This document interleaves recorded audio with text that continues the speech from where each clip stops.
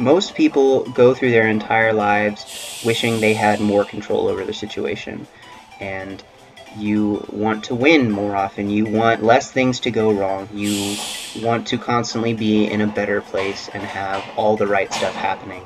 It's human nature. We want the positive things. We want that to be the outcome. None of us seek out displeasing or painful situations to be a part of. But the reality of the situation is those things happen, and that is a part of the journey. What I'm going to say here is a way to possibly shift your perspective if you're going through those times. And it's a common understanding that we tend to forget when it comes down to it. When you're going through the struggle portion, when you're going through those hard times, when you're going through the rough stuff that is less fun, that is what shapes your positive experiences. That's what shapes the good. The lower the valleys, the higher the peaks are going to be. When you have something to compare it to, those victories after the fact, those successes, the positive occurrences are so much better remembered after going through something that was really negative. And I'm not going to be, I'm not even really referring to my workout here. This is just kind of a thought that's been on my mind, and potentially a message for some of the people that are out there listening and going through some rough times in their life.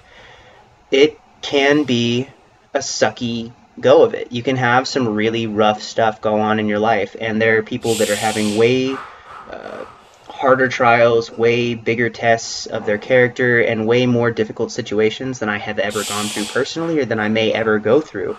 And it just is, you know, the fairness of the world is not 100% even across the board.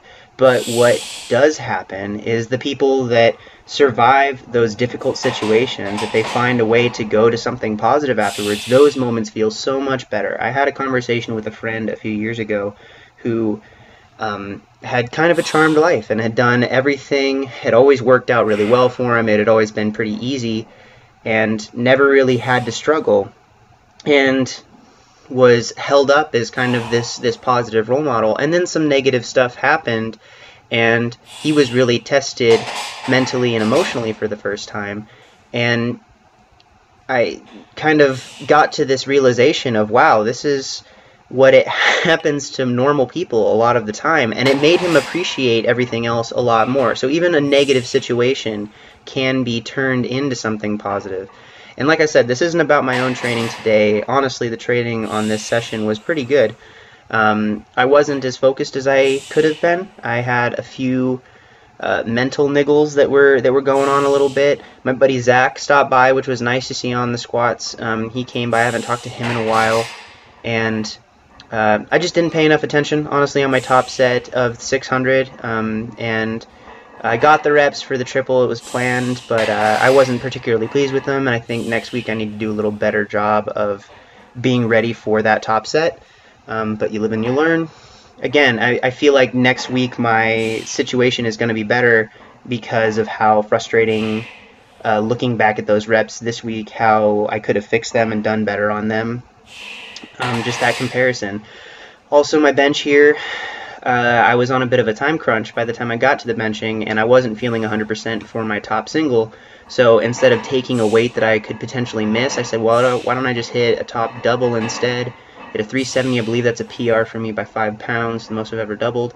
And then I had a very limited amount of time, so I dropped the weight down to 335 and said, okay, I'm going to do as many AMRAPs as possible with 2-minute breaks, and pause them and try to leave a couple of reps, you know, a rep or two in the tank each time, so that I'm not at risk of missing anything, especially with the short rest period. Or for me, that's a pretty short rest period. So I was happy with it. The 2 sets of 4 that I did at first were both within 1 rep of my all-time best 5 rep, and then as time went on, the fatigue started to build up and get a little tougher, and so I was dealing with that. 2 more sets of 3, and then I dropped down to 320 and hit a set of 5, and that was it for the session. I said, if you don't have time to do your regular stuff, you don't really have time to fit in any accessory work.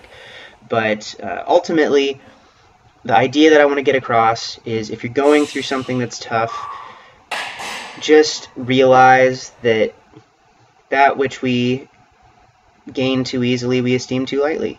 Anything that comes easily is never appreciated nearly as much, and the highest points of our life are always more enjoyable and important and special to us because of the lows that we've been in. And so no matter what your situation is, you can shift your perspective. It's okay to understand that sometimes it sucks and sometimes you're going through something that seems really negative, and it may be something that's way worse than I can even imagine. But there is a better part sometime afterwards. I'm not talking about a workout. I'm not talking about training. I'm talking about life.